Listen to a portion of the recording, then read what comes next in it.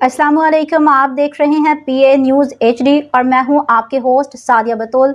शामिल करते हैं आज की अहम खबर शामिल करते हैं पाकिस्तान अराई न्यूज़ के चेयरमैन जर्मनी मियां नसीर से।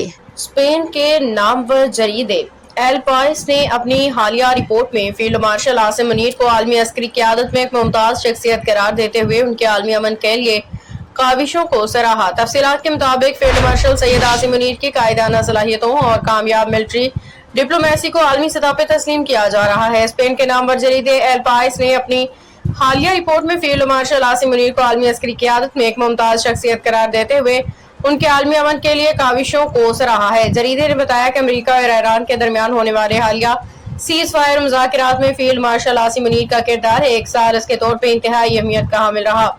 रिपोर्ट में इंकशाफ किया गया कि फील्ड मार्शल बैक वक्त वाशिंगटन और तेहरान दोनों के साथ मौसर पैगाम रसानी के गैर मामूली सलाहियत रखते हैं। बैनुल-अक़वामी जरीदे ने उनकी तस्वीरात स्ट्रेटेजिक महारत को कलीदी किरदार देते हुए कहा कि पेचीदा इलाके और आलमी मामलात को समझने वाले एक मुदब्बिर रहनुमा है। न्यूज़ स्टूडियो से अब तक के लिए इतना ही। मज़ीद खबरों और अपडेट्स के लिए देखते रहिए PA न्यूज़ HD।